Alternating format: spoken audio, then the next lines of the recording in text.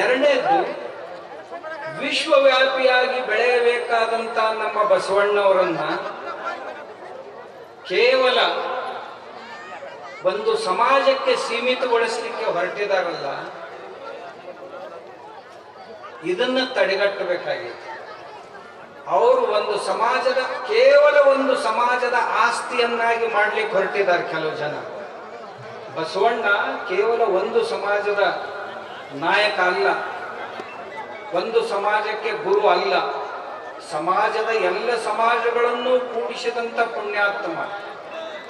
ಆ ಪುಣ್ಯಾತ್ಮನನ್ನ ವಿಶ್ವವ್ಯಾಪಿಯಾಗಿ ಮಾಡಬೇಕಾಗಿತ್ತು. ಆದ್ರೆ ಅದನ್ನ ತಂದು ಕೇವಲ ಒಂದೇ ರಾಜ್ಯದಲ್ಲಿ ಒಂದು ಜಾತಿಗೆ ಸೀಮಿತಗೊಳಿಸ್ತಾ ಇದ್ದಾರಲ್ಲ, ಇದನ್ನ ತಡೆಗಟ್ಟುವುದೇ ಈ ಸಮಾಜದ ಸಮಾವೇಶದ ಮುಖ್ಯ ಉದ್ದೇಶ. ಮೂರನೇದ್ದು, ಬಸವಣ್ಣ ಏಕೀಕೃತಗೊಳಿಸಿದಂತ ಎಲ್ಲ ಸಮಾಜಗಳು. ಈ ಸಮಾರಂಭದ ಮುಖ್ಯ ಉದ್ದೇಶ ಅಂದ್ರೆ ಬಸವಣ್ಣವರು ಎಂಥೆಂಥವ್ರನ್ನ ಕರ್ಕೊಂಡು ಬಂದರಿ. ಸೂಳೆಯ ಸಂಕವಿಯನ್ನ ಕರ್ಕೊಂಡು ಬಂದರು, ಸಮಗಾರ ಹರಳಯ್ಯನವರನ್ನ ಕರ್ಕೊಂಡು ಬಂದರು, ಮಡಿವಾಳ ಮಾಚಿದೇವರನ್ನ ಕರ್ಕೊಂಡು ಬಂದರು, ವೈದ್ಯ ಸಂಗಣ್ಣನ ಕರ್ಕೊಂಡು ಬಂದರು, ಬೋಂತಾದೇವಿಯನ್ನ ಕರ್ಕೊಂಡು ಬಂದರು, ಕಾಶ್ಮೀರದ ಅರಸನಾದಂತ ಮಹಾದೇವ ಭೂಪಾಲನನ್ನ ಕರ್ಕೊಂಡು ಬಂದರು, ಬಾವೂರ್ ಬೊಮ್ಮಯ್ಯನನ್ನ ಕರ್ಕೊಂಡು ಬಂದರು. ಇಲ್ಲಿ ಅವ್ರೆ ಎಂಥೆಂಥವರನ್ನ, ಅಡಪದ ಅಪ್ಪಣ್ಣನ ಕರ್ಕೊಂಡು ಬಂದರು. ಯಾವ ಸಮಾಜವನ್ನು ಬಿಡ್ಲಿಲ್ಲ, ಎಲ್ಲರನ್ನೂ ಕರ್ಕೊಂಡು ಬಂದು ನಾವೆಲ್ಲರೂ ಒಂದು ಅನ್ನುವ ಭಾವನೆಯನ್ನ ಬಸವಣ್ಣವರು ನಿರ್ಮಾಣ ಮಾಡಿದ್ರು.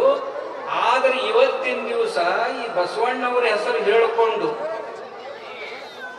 ಸಮಾಜವನ್ನ ಧರ್ಮವನ್ನ ಒಡೆಯಲಿಕ್ಕೆ ಹೊರಟಂತ ಧರ್ಮಘಾತಕರು, ಧರ್ಮದ್ರೋಹಿಗಳು ಅಂತ ಏನದಾರಲ್ಲ, ಅವರಿಗೆ ಪಾಠ ಕಲಿಸೋದೇ ಈ ಸಮಾರಂಭದ ಮುಖ್ಯ ಉದ್ದೇಶ. ಅವರು ಬಸವಣ್ಣನವರ ಹೆಸರಿನಲ್ಲಿ ಇವರು ಲಿಂಗಾಯತರು, ಇವರು ವೀರಶೈವರು ಅಂತ ಇತ್ತ ಒಂದು ಸಮಾಜವನ್ನ ಎರಡು ಮಾಡ್ಲಿಕ್ಕೆ ಹೊಂಟಂತ ಈ ಧೂರ್ತರನ್ನ ತಡೆಯೋದೇ ಈ ಸಮಾವೇಶ. ಇನ್ನೊಂದು, ಬಸವಣ್ಣನವರ ಹೆಸರು ಹೇಳಿಕೊಂಡು ಹಿಂದೂ ಧರ್ಮವನ್ನ ನಾಶ ಮಾಡಬೇಕು ಅಂತಕ್ಕಂಥ ಇವ್ರದ್ದು ಹಿಡನ್ ಅಜೆಂಡಾ. ಯಾಕೆಂದ್ರೆ ಕೆಲವೊಂದು ರಾಜಕಾರಣಿಗಳ ಕೈಗೊಂಬೆಯಂತೆ ವರ್ತಿಸ್ತಾ ಇರುವಂತ ಇವರು ಮತ್ತೊಬ್ಬರಿಗೆ ಹೇಳ್ತಾರೆ, ನೀವು ಅವ್ರ ಕೈಗೊಂಬಿದ್ದೀರಿ, ಇವ್ರ ಕೈಗೊಂಬಿದ್ದೀರಿ. ನಾ ಹೇಳಿದ ಕಾಡಸಿದ್ದೇಶ್ವರ ಸ್ವಾಮಿ ಯಾರ ಕೈಗೊಂಬೆ ಆಗೋದು ಅಷ್ಟು ಸುಲಭದ ಕೆಲಸ ಅಲ್ಲ. ಯಾಕಂದ್ರೆ ನನಗೇನೂ ಬೇಕಾಗಿಲ್ಲ, ಹಿಂಗಾಗಿ ನಾನು ಕೈ ಮುಂದಕ್ಕೆ ಮಾಡ್ಬೇಕಾದ್ರೆ ಕಾಲು ಮುಡಚ್ಕೋಬೇಕಾಕೈತಿ. ಯಾರ ಹತ್ರನೂ ಏನು ಈ ಜೀವನದಲ್ಲಿ ಯಾವ ಮಹತ್ವಾಕಾಂಕ್ಷೆಗಳನ್ನು ಹೊಂದಿದಂತ ಮನುಷ್ಯ ಅಲ್ಲ. ಹಿಂಗಾಗಿ ಕಾಡಸಿದ್ದೇಶ್ವರ ಸ್ವಾಮಿಯನ್ನ ಯಾರೂ ಕೈಗೊಂಬೆ ಮಾಡ್ಕೊಳ್ಳಿಕ್ಕೆ ಇನ್ನ ಹುಟ್ಟಿ ಬರ್ಬೋದು. ನನಗೆ ನಮ್ಮ ದೇಶ, ನನ್ನ ಸಮಾಜ, ನಮ್ಮ ಧರ್ಮ ಇದು ಸುರಕ್ಷಿತವಾಗಿ ಇರಬೇಕನ್ನುವಂತ ಒಂದು ಕಾಳಜಿ ಬಿಟ್ರೆ ಮತ್ಯಾವ ಕಾಳಜಿನೂ ಇಲ್ಲ. ನಾ ಇದಕ್ಕಷ್ಟೇ ಮಾತ್ರ ಸೀಮಿತನಾದಂತ. ಈ ಸಮಾಜಗಳನ್ನು ಒಡಿಲಿಕ್ಕೇನು ಹೊರಟಾರ. ಆಮೇಲೆ ಹಿಂದೂ ಧರ್ಮದ ಮೇಲೆ ಶ್ರದ್ಧೆಯನ್ನ ಕಡಿಮೆ ಮಾಡ್ಲಿಕ್ಕೆ ಹೊರಟ್ರಲ್ಲ, ದೇವರ ಮೇಲೆ ನಿಂದೆ ಮಾಡ್ಲಿಕ್ಕೆ ಹೊರಟು, ಕೃಷ್ಣನ ಮೇಲೆ ನಿಂದೆ ಮಾಡಿದ್ರು, ಶಿವನ ಮೇಲೆ ನಿಂದೆ ಮಾಡಿದ್ರು. ಶಿವನಿಗೆ ತೊಡೆ ಮೇಲೊಬ್ಬ ಹೆಂಡತಿ, ತಲೆ ಮೇಲೊಬ್ಬ ಹೆಂಡತಿ, ಇಲ್ದಾಗ ಅಕ್ಕಿನ ಲವ್ ಮಾಡ್ತಾನ, ಅಕ್ಕಿ ಇಲ್ದಾಗ ಇಕ್ಕಿನ. ಇಂಥ ಹೀನ ಭಾಷೆಯಲ್ಲಿ ಏನು ಈ ನೀಚರು ನಮ್ಮ ದೇವತೆಗಳ ವಿಡಂಬನೆಯನ್ನ ಮಾಡ್ಲಿಕ್ಕೆ ಹತ್ತಿದ್ರಲ್ಲ, ಇದನ್ನು ವಿರೋಧ ಮಾಡುವುದಕ್ಕಾಗಿ ನಾವು ಈ ಅಧಿವೇಶನವನ್ನು ಹಮ್ಮಿಕೊಂಡ್ವಿ. ನಮ್ಮ ಜಗುಲಿಯ ಮೇಲಿರುವಂತಹ ದೇವರುಗಳನ್ನು ಸಾವಕಾಶವಾಗಿ ಹೊಳೆಗೆ ಹಾಕಬೇಕು ಅಂತೇನು ಹೇಳಕತ್ತಿದ್ರಲ್ಲ, ನಾವು ಯಾರೇ ಬಡವರೇ ಇರಲಿ, ಶ್ರೀಮಂತರೇ ಇರಲಿ, ನಾವು ಯಾವ ಜಾತಿಯವರೇ ಇರಲಿ, ಯಾವ ಪಂಥದವರೇ ಇರಲಿ, ನಮ್ಮ ದೇವರುಗಳನ್ನು ಜಗುಲಿ ಅಂತಂದ್ರೆ ಇವು ಮ್ಯೂಸಿಯಂಗಳಾಗ್ಯಾವ ಅಂತ ಒಬ್ಬ ಸ್ವಾಮಿಗಳು ಹೇಳ್ತಾರ. ಈ ಜಗುಲಿಗಳಂದ್ರೆ ಮತ್ತೇನೋ ಆಗ್ಯಾವ ಅಂತ ಕೆಲವು ಸ್ವಾಮಿಗಳು ಹೇಳ್ತಾರ. ಹೇಳಿ ಈ ಜಗುಲಿಯ ಮೇಲಿನ ಈ ನೂರಾರು ದೇವರನ್ನೆಲ್ಲ ತಗೊಂಡು ಹೋಗಿ ಹೊಳಿಗೆ ಹಾಕಬೇಕು ಅಂತ ಏನು ಹೇಳಕತ್ತಾರ. ದಯವಿಟ್ಟು ಹಂಗೆ ಮಾಡಕ್ಕೆ ಹೋಗ್ಬೇಡ್ರಿ. ಸಾವಿರ ಸಾವಿರ ವರ್ಷಗಳಿಂದ ನಮ್ಮ ಜನರಿಗೆ ಮನೆ ದೇವರು ಅಂತಿದೆ, ಇಷ್ಟ ದೇವರು ಅಂತಿದೆ, ಗ್ರಾಮ ದೇವರು ಅಂತಿದೆ, ಕ್ಷೇತ್ರ ದೇವರು ಅಂತಿದೆ, ಪುಣ್ಯತೀರ್ಥಗಳು ಅಂತಿವೆ, ಎಲ್ಲ ಇವೆ. ಅವು ಈ ದೇಶದ ಭಾವೈಕ್ಯತೆಯನ್ನು ಕಾಪಾಡುವಲ್ಲಿ ಬಹುದೊಡ್ಡ ಪಾತ್ರವನ್ನು ವಹಿಸಿವೆ. ನಮ್ಮ ದೇವರು ಅಂದ್ರೆ ಹಂಗ ಅಲ್ಲ, ಊರಾನ್ ದೇವ್ರ ಜಾತ್ರೆ ಇತ್ತಂದ್ರೆ ಎಲ್ಲ ಜಾತಿಯವರು ಎಲ್ಲ ಪಂಗಡದವ್ರು ನಾವು ಒತ್ತಟ್ಟಿಗೆ ಸೇರಿ ಹಬ್ಬ ಆಚರಿಸ್ದಂಗೆ ಆಚರಿಸ್ತೀವಿ. ಇದಕ್ಕಿಂತ ದೊಡ್ಡದು ಇನ್ನೇನು ಸಿಗ್ಬೇಕು? ಆದ್ರೆ ದೇವರ ಗುಡಿನ ಕೆಡಬೇಕು ಅಂತ ಇವ್ರೇನು ಹೊಂಟಾರಲ್ಲ, ಇವರಿಗೆ ಪಾಠ ಕಲಿಸೋ ಸಲುವಾಗಿ ಈ ಸಮಾವೇಶ. ಗುಡಿನೇ ಕೆಡಬೇಕಂತಾರೆ. ಯಾವ ಗುಡಿ ಇಡೀ ಊರಿನ ಜನರನ್ನು ಒತ್ತಟ್ಟಿಗೆ ಸೇರಿಸ್ತೈತಿ, ಒತ್ತಟ್ಟಿಗೆ ಕೂಡಿಸಿ ಊಟ ಮಾಡಿಸ್ತೈತಿ, ಒತ್ತಟ್ಟಿಗೆ ಸೇರಿಸಿ ಪ್ರಬೋಧನ ಕಾರ್ಯವನ್ನು ಮಾಡ್ತೈತಿ, ಒತ್ತಟ್ಟಿಗೆ ಸೇರಿಸಿ ನಾಟ್ಯ, ಕಲೆ, ಸಂಗೀತ ಮುಂತಾದವುಗಳನ್ನ ಬೆಳೆಸಿ ಉಳಿಸಿ ಬಹುದೊಡ್ಡ ಪಾಠವನ್ನು ಸಮಾಜಕ್ಕೆ ಕಲಿಸ್ತೈತಲ್ಲ, ಆ ಗುಡಿಗಳನ್ನೇ ಮುಗಿಸ್ಬಿಡ್ತೀವಿ ಅಂತಾರಲ್ಲ, ಅಂಥವ್ರಿಗೆ ಪಾಠ ಕಲಿಸೋ ಸಲುವಾಗಿ ಈ ಸಮಾವೇಶ. ಇಷ್ಟೇ ಅಲ್ರಿ, ಈ ಸಮಾವೇಶದಲ್ಲಿ ಇದರ ಮುಖ್ಯ ಉದ್ದೇಶ ಅಂದ್ರೆ ಯಾವುದೇ ಸಂಪ್ರದಾಯ ಇರಲಿ ನಮ್ಮ, ಯಾವುದೇ ಪಂಥಗಳಿರಲಿ ನಮ್ಮ, ಅವುಗಳ ತಾಲಿಬಾನೀಕರಣ ಆಗಬಾರ್ದು ಅನ್ನೋದೇ ನಮ್ಮ ಮುಖ್ಯ ಉದ್ದೇಶ. ನಾಲ್ಕಾರು ಜನ ಕೂಡಿಕೊಂಡು ಅದರಲ್ಲಿ ಕಟ್ಟರತೆಯನ್ನು ತುಂಬಿ ಆ ಸಂಪ್ರದಾಯವನ್ನು ತಾಲಿಬಾನಿ ಸಂಪ್ರದಾಯದಂತೆ ಏನ್ ಬೆಳೆಸ್ತಾ ಇದ್ದಾರಲ್ಲ, ಅದನ್ನ ಒಬ್ಬ ಹೇಳ್ತಾನ, ನೀವು ಬಸವಣ್ಣವ್ರು ಹೇಳೋದನ್ನ ಆಚರಿಸಿದ್ರಿ ಸರಿ ಇರ್ಲಿಕ್ಕಂದ್ರೆ ನಿಮ್ ಕುತ್ತಿಗೆನ ಹೆಚ್ಚಿಗ್ತೀವಿ ಅಂತ, ನಿಮ್ಮನ್ನ ತಿರುಗಾಡಿ ಬಡಿತೀವಿ ಅಂತಾರ, ನಿಮ್ಮನ್ನು ಈ ಲೋಕದಿಂದ ನಾವು ಹೊರಗೆ ಹಾಕ್ತೀವಿ ಅಂತಾರ. ಇದು ತಾಲಿಬಾನಿತನ. ನಾವು ನಮ್ಮ ದೇವರು ಬೇರೆ ಅದಾವ. ಯಾರಿಗೆ ಇಷ್ಟಲಿಂಗ ಪ್ರಿಯ ಐತಿ, ಯಾರಿಗೆ ಮನೆ ದೇವರು ಪ್ರಿಯ ಐತಿ, ಯಾರಿಗೆ ಮತ್ತೊಂದು ದೇವರು, ಮತ್ತೊಬ್ಬರು ಗುರುಗಳು, ಯಾರಿಗೆ ಶಿವ ಪ್ರಿಯ ಅದಾನ, ಯಾರಿಗೆ ವಿಷ್ಣು ಪ್ರಿಯ ಅದಾನ, ಯಾರಿಗೆ ಶಕ್ತಿ ಅಂದ್ರೆ ದೇವತೆಗಳ ಪ್ರಿಯ ಅದಾರ, ಯಾರಿಗೆ ಗಣಪತಿ ಪ್ರಿಯ ಗಾಣಪತ್ರಂತಾರ, ಯಾರಿಗೆ ದತ್ತಾತ್ರೇಯ ಪ್ರಿಯ ಅದಾನ, ಯಾರಿಗೆ ವಿಶ್ವಕರ್ಮ ಪ್ರಿಯ ಅದಾನ, ಯಾರಿಗೆ ಗಂಗಾದೇವಿ ಪ್ರಿಯ ಅದಾರ. ಅವರವರ ಭಾವಕ್ಕೆ, ಅವರವರ ಭಕ್ತಿಗೆ ಅವರವರ ತೆರನಾಗಿ ಇರುತ್ತಿ ಹನು ಶಿವಯ್ಯವು. ಅದಕ್ಕೆ ನಾವು ಏನಂತೀವಿ, ನಿಮಗೇನ್ ಬೇಕು ಅದನ್ನು ಮಾಡುವಂತ ಸ್ವಾತಂತ್ರ್ಯ ನಿಮ್ಗೆ ನಿಶ್ಚಿತವಾಗಿ ಐತಿ. ಆದ್ರೆ ಮತ್ತೊಬ್ಬರನ್ನ ಹೀಗಳೆಯುವಂತೆ, ಮತ್ತೊಬ್ಬರಿಗೆ ಬೈಯುವಂತ ಅಧಿಕಾರ ನಮ್ಗೆ ಯಾರು ಕೊಟ್ಟಿಲ್ಲ. ನಾನು ಅದಕ್ಕಾಗಿ ಒಂದು ಮಾತನ್ನು ಹೇಳಿ, ಇದು ಬಸವಾದಿ ಶರಣರ ಬೃಹತ್ ಹಿಂದೂ ಸಮಾವೇಶ. ಈ ಹಿಂದೂ ಶಬ್ದ ಬಹಳ ಜನ ಹೇಳ್ತಾರೆ ಇದು ನಮ್ಮ ದೇಶದ್ದಲ್ಲ ಅಂತ. ಬಹಳ ಜನ ಅಂತಾರ ಹಿಂದೂ ಶಬ್ದ ಇದು ಪಾರ್ಸಿಗಳಿಂದ ಬಂದಂತ ಶಬ್ದ, ಇರಾನಿಯರು ಈ ಶಬ್ದವನ್ನು ನಮ್ಗೆ ಕೊಟ್ಟರು, ಅದರ ಅರ್ಥ ಬಹಳ ಕೆಟ್ಟದಾಗಿದೆ ಅಂತ ಹೇಳ್ತಿರ್ತಾರೆ. ಆಮ್ಯಾಗ ಆಹ್ವಾನ ಮಾಡ್ತಿರ್ತಾರೆ ಕೆಲವು ಜನ, ಈ ಹಿಂದೂ ಅನ್ನೋ ಶಬ್ದವನ್ನ ಯಾವ ವೇದಗಳಲ್ಲಿ ಉಚ್ಚಾರ ಮಾಡಿಲ್ಲ, ಪುರಾಣಗಳಲ್ಲಿ ಹೇಳಿಲ್ಲ, ಶಾಸ್ತ್ರಗಳಲ್ಲಿ ಹೇಳಿಲ್ಲ, ಎಲ್ಲಿಯೂ ಹೇಳಿಲ್ಲ. ಇದೊಂದು ಸ್ಥಾನವಾಚಕ ಶಬ್ದ, ಇದರಿಂದ ಹೇಗೆ ಒಂದು ಧರ್ಮ ಹುಟ್ಲಿಕ್ಕೆ ಸಾಧ್ಯ ಅಂತ ಆಹ್ವಾನ ಮಾಡ್ತಿರ್ತಾರೆ. ಅವರಿಗೆ ನಾನು ಹೇಳಲಿಕ್ಕೆ ಇಚ್ಛೆ ಪಡೋದಂದ್ರೇನು, ಪೂಜ್ಯರೇ ನೀವು ಅಧ್ಯಯನ ಮಾಡ್ಲಿಕ್ಕೆ ಕಲೀರಿ. ಕೂಪಮಂಡೂಕ ವೃತ್ತಿಯನ್ನ ಬಿಡ್ರಿ. ಕೂಪಮಂಡೂಕ ಅಂದ್ರೆ ಒಂದು ಕಪ್ಪಿ ಬಾಯಾಗಿತ್ತಂತ, ಬಾಯಿ ಅಂದ್ರನ ಬಾವಿ, ಬಾವಿ ಅಂದ್ರನ ಇಡೀ ವಿಶ್ವ ಅಂತ ತಿಳ್ಕೊಂಡಿತ್ತಂತ. ಆಮೇಲೆ ಆ ಬಾವಿಯೊಳಗೆ ತಾನೇ ಒಂದೇ ಇರ್ತಿತ್ತಂತ, ತನಕ್ಕಿಂತಲೂ ದೊಡ್ಡ ಪ್ರಾಣಿಗಳೇ ಈ ಜಗತ್ತಿನೊಳಗಿಲ್ಲ ಅಂತ ತಿಳ್ಕೊಂಡಿತ್ತಂತ. ಒಂದ್ ದಿವಸ ಒಂದು ಎಮ್ಮೆ ನೀರು ಕುಡಿಯಕ್ಕೆ ಹೋಗಿತ್ತಂತ. ಅದನ್ನು ನೋಡಿತಂತ ಮತ್ತೊಂದು ಕಪ್ಪಿ, ನೋಡಿ ಅಂಜಿ ಓಡಿ ಹೋತಂತ. ಅದ್ರ ಆಯುಷ್ಯದಾಗ ಮೊದಲನೇ ಸಾರಿನೇ ಇದನ್ನ ನೋಡಿತ್ತಂತ. ಅಂದ ಕೂಡಲೇ ಅದು ಮತ್ತೊಂದು ಕಪ್ಪಿಗಳು ಏನಿದ್ವಲ್ಲ, ಅದು ದೊಡ್ಡ ಕಪ್ಪಿಗೆ ಹೋಗಿ ಹೇಳ್ತಂತೆ, ಇವತ್ತೊಂದು ಬಹಳ ದೊಡ್ಡ ಪ್ರಾಣಿ ಬಂದಿತ್ತು ಅಂತ. ನಾವು ಹುಟ್ಟಿಂದ ನೋಡಿಲ್ಲ, ನಾವ ದೊಡ್ಡವ್ರಿ, ನಮ್ಗಿಂತ ದೊಡ್ಡವ್ರು ಯಾರು ಇಲ್ಲ ಅಂತ. ಇಲ್ಲ ಅದು ಬಹಳ ದೊಡ್ಡದು, ಎಷ್ಟು ದೊಡ್ಡದಿತ್ತು ಅಂತ ಅಂತಂತ. ಅಂದ ಕೂಡಲೇ ಈ ಹೇಳು ಕಪ್ಪಿತ್ತಲ್ಲ, ಇದು ಮೈ ಉಬ್ಬಿಸ್ತಂತ.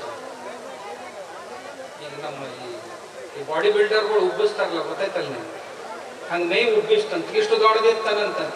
ಇಲ್ಲಿ ಇದಕ್ಕಿಂತ ಭಾಳ ದೊಡ್ಡದಿತ್ತಂತ. ಮತ್ತೆ ಉಬ್ಬಿಸ್ತಂತ, ಎಷ್ಟು ಇತ್ತಂತನಂತ. ಇದು ಅಲ್ಲಿ ಇದಕ್ಕಿಂತ ಭಾಳ ದೊಡ್ಡದು. ಮತ್ತಷ್ಟು ಉಬ್ಬಿಸ್ತಂತ, ಅದು ಇಷ್ಟು ದೊಡ್ಡದಿತ್ತನು ಅಂತ ಕೇಳ್ತಂತ. ಯಾವುದು ಆ ಕೇಳು ಕಪ್ಪಿ. ಅದು ಮತ್ತೆ ಮೈ ಉಬ್ಬಿಸ್ತಂತ. ಇಲ್ಲ ಇದಕ್ಕಿಂತ ದೊಡ್ಡದಿತ್ತಂತ. ಇನ್ನೊಮ್ಮೆ ಉಬ್ಬಿಸ್ತಂತ, ಒಡೆದು ಸತ್ತ ಹೋತಂತ.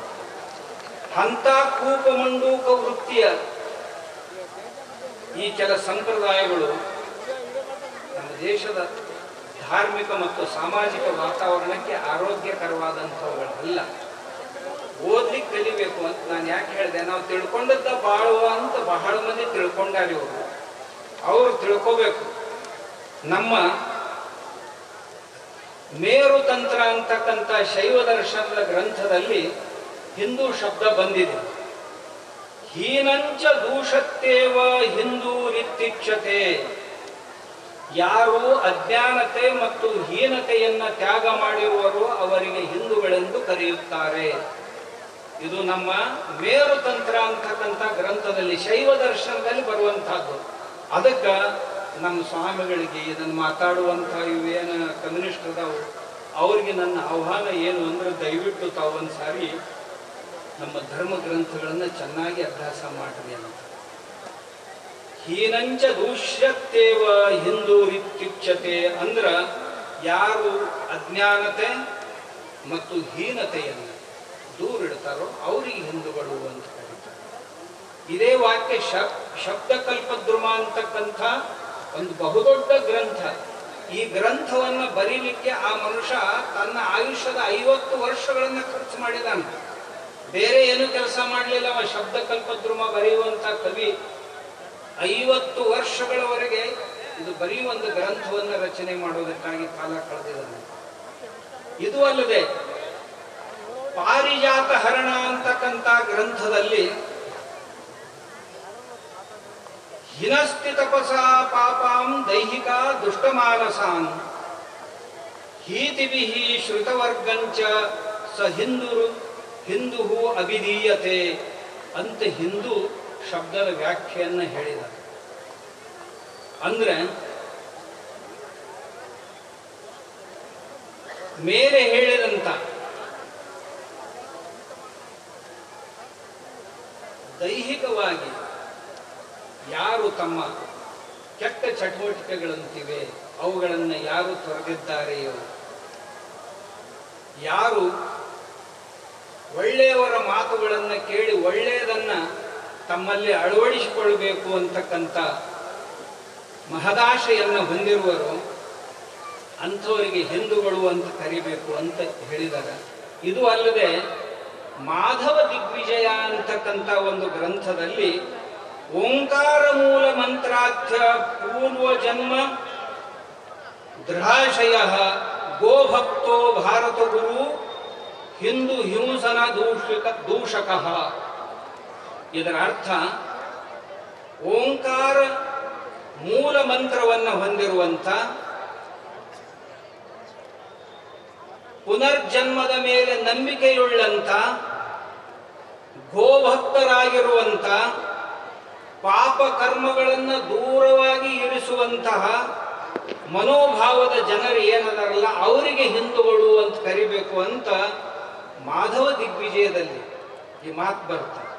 ಇದೇ ಮಾತನ್ನ ಋಗ್ವೇದದ ಬೃಹಸ್ಪತಿಯ ಆಗಮದಲ್ಲಿ ಹಿಮಾಲಯಂ ಸಮಾರಭ್ಯ ಯಾವದೆಂದು ಸರೋವರೇ ತಂ ದೇವ ನಿರ್ಮಿತಂ ದೇಶಂ ಹಿಂದೂಸ್ತಾನಂ ಪ್ರಚಕ್ಷತೆ ಅಂತ ನಮ್ಮ ಋಗ್ವೇದದಲ್ಲಿಯೂ ಸಹಿತ ಈ ಮಾತು ಬಂದಿದೆ.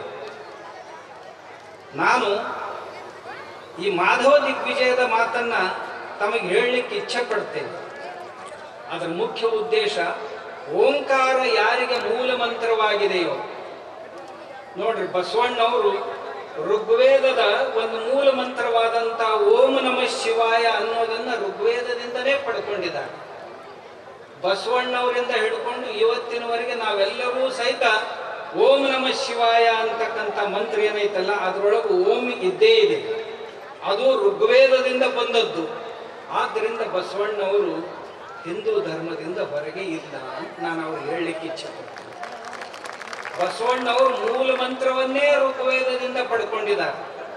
ಓಂ ನಮಃ ಶಿವಾಯ ಅಂತಕ್ಕಂಥ ಮಂತ್ರವನ್ನು. ಋಗ್ವೇದದ ಈ ಮಂತ್ರ ಎಲ್ಲ ಸಂಪ್ರದಾಯಗಳಲ್ಲಿಯೂ ಇದೆ. ಪುನರ್ಜನ್ಮದ ಮೇಲೆ ನಂಬಿಕೆಯುಳ್ಳವನಿಗೆ ಹಿಂದೂ ಅನ್ನಬೇಕು ಅಂತ ಹೇಳಿದ್ದಾರೆ. ಬಸವಣ್ಣವರು ಪುನರ್ಜನ್ಮವನ್ನು ಒಪ್ಕೋತಾರೋ ಇಲ್ಲೋ ಅನ್ನೋದಕ್ಕೆ ಬಸವಣ್ಣವ್ರದ ಒಂದು ವಚನ ಹೇಳ್ತೇನೆ. ಪಿಂಡ ಜ್ಞಾನ ಸ್ಥಳದಲ್ಲಿ 4ನೇ ವಚನ ಇದೆ. ಅಯ್ಯ 7 ಜನ್ಮದಲ್ಲಿ ಶಿವಭಕ್ತನಾಗಿ ಬಾರದಿದ್ದಡೆ ನಿಮ್ಮ ಆಣೆ ನಿಮ್ಮ ಪ್ರಮಥರಾಣೆ, ನಿಮ್ಮ ಪ್ರಸಾದಕ್ಕಲ್ಲದೆ ಬಾಯ್ದೆರೆದನಯ್ಯ. ಪ್ರಥಮ ಭವಾಂತರದಲ್ಲಿ ಶಿಲಾದನೆಂಬ ಗಣೇಶ್ವರನ ಮಾಡಿ ಹೆಸರಿಟ್ಟು ಕರೆದು ನಿಮ್ಮ ಭೃತ್ಯನ ಮಾಡಿ ಎನ್ನ ನಿರೀಕ್ಷಿಕೊಂಡಿರ್ತೀರಯ್ಯ. ಬಸವಣ್ಣವರು ತಮ್ಮ 7 ಜನ್ಮಗಳ ವೃತ್ತಾಂತವನ್ನು ಹೇಳ್ತಾ ಇದ್ದಾರೆ ಈ ಪಿಂಡ ಜ್ಞಾನ ಸ್ಥಳದಲ್ಲಿ. ನನ್ನನ್ನು ಮೊದಲನೇ ಜನ್ಮದಲ್ಲಿ ಶಿಲಾದನೆಂಬ ಗಣೇಶ್ವರನ ಮಾಡಿ ನಿಮ್ಮ ಸೇವಕನನ್ನಾಗಿ ಮಾಡಿಟ್ಕೊಂಡಿರಿ ಅಂತ ಹೇಳ್ತಾರೆ. 2ನೆಯ ಭವಾಂತರದಲ್ಲಿ ಸ್ಕಂದನೆಂಬ ಗಣೇಶ್ವರನ ಮಾಡಿ ಹೆಸರಿಟ್ಟು ಕರೆದು ನಿಮ್ಮ ಕಾರುಣ್ಯವ ಮಾಡಿರಿಸಿಕೊಂಡಿರಯ್ಯ.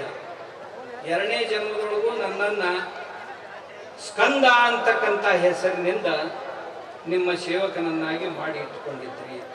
3ನೇ ಭವಾಂತರದಲ್ಲಿ ನನ್ನ 3ನೇ ಜನ್ಮ ಯಾವುದಿತ್ತು ಅಂದ್ರೆ ನೀಲಲೋಹಿತನೆಂಬ ಗಣೇಶ್ವರನ ಮಾಡಿ ಹೆಸರಿಟ್ಟು ಕರೆದು ನಿಮ್ಮ ಲೀಲಾ ವಿನೋದದಿಂದ ಇರಿಸಿಕೊಂಡಿರ್ತೀರಯ್ಯ ಅಂತ ಹೇಳ್ತಾ 4ನೇ ಜನ್ಮದಲ್ಲಿ ಬಸವಣ್ಣವರು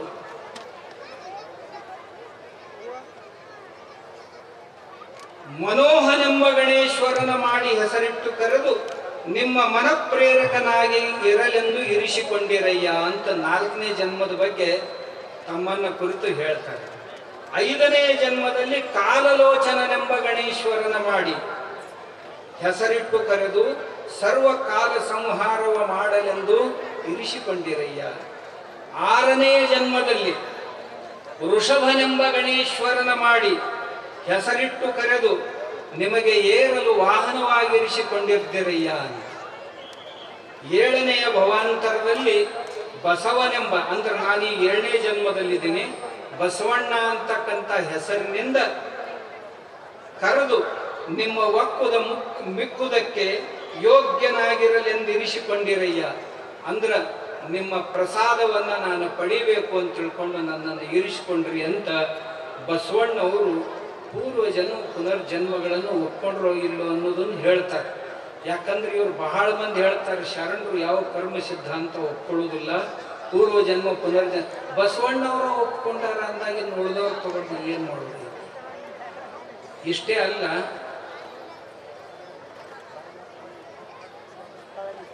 ಬಸವಣ್ಣವರು ಅವರ ವಚನ ಸಾಹಿತ್ಯವನ್ನು ಸುಮಾರು 1000ಕ್ಕೆ ಮೀರಿ ವಚನಗಳಿವೆ. ಅವುಗಳಲ್ಲಿ ನೋಡಿದ್ರೆ ಸುಮಾರು ವಚನಗಳು ಪೂರ್ವಜನ್ಮ ಪುನರ್ಜನ್ಮವನ್ನು ಹೇಳುವಂತೆ. ಯಾರು ಪುನರ್ಜನ್ಮವನ್ನು ಒಪ್ಕೋತಾರ ಅವ್ರಿಗೆ ಹಿಂದೂಗಳು ಅಂತ ಕರಿಬೇಕು ಅಂತ. 3ನೇದಾಗಿ ಕರೆದದ್ದೇನು ಯಾವುದನ್ನು ಹೇಳಿದ್ರು ಅಂತಂದ್ರ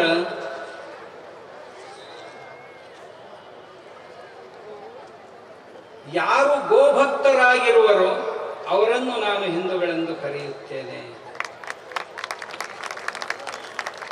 ಇವೆಲ್ಲ ನಿಮಗೂ ನಮಗೂ ಎಲ್ಲರಿಗೆ ಬಸವಣ್ಣವರು ಗೋಭಕ್ತಿಯನ್ನು ಒಪ್ಕೊಂಡಿದ್ರೋ ಇಲ್ಲೋ ಅಂತ ಬರುವಂತ ಪ್ರಶ್ನೆ. ಆದ್ರಿಂದ ಬಸವಣ್ಣವರು ಹಿಂದೂಗಳು ಹೌದೋ ಅಲ್ಲೋ ಅಂತ ಬಸವಣ್ಣನವರು ನಿಶ್ಚಿತವಾಗಿಯೂ ಸಹಿತ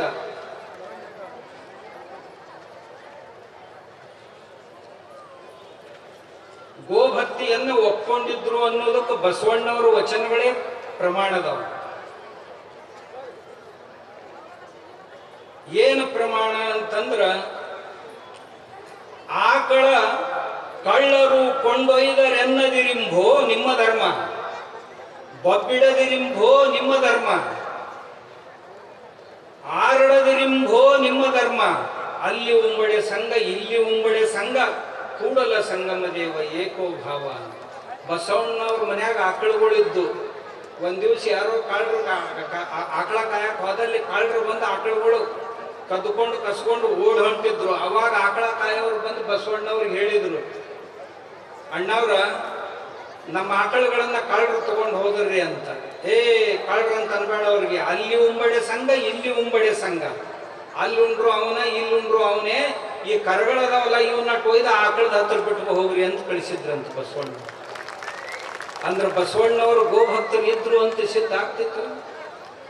ಒಕ್ಕಲಿಗರ ಮುದ್ದಣ್ಣ ಬರ್ತಾನ, ತುರ್ಗಾಯಿ ರಾಮಣ್ಣ ಬರ್ತಾನ, ಇಂಥ ನೂರು ಶರಣರು ಗೋಭಕ್ತಿಯನ್ನು ಮಾಡುವಂಥವ್ರು ಕಲ್ಯಾಣದ ಅನುಭವ ಮಂಟಪದಲ್ಲಿ ಇದ್ರು ಅಂದಾಗ ಬಸವಣ್ಣನವರು ವೇದ ಧರ್ಮವನ್ನು ವಿರೋಧಿಸಿದವರು ಅನ್ನೋದಕ್ಕೆ ಎಲ್ಲಿಯೂ ಅರ್ಥ ಇಲ್ಲ ಅಂತ. ಆಮೇಲೆ ಮತ್ತೊಂದು ಮಾತು ಏನಪ್ಪಾ ಅಂದ್ರೆ,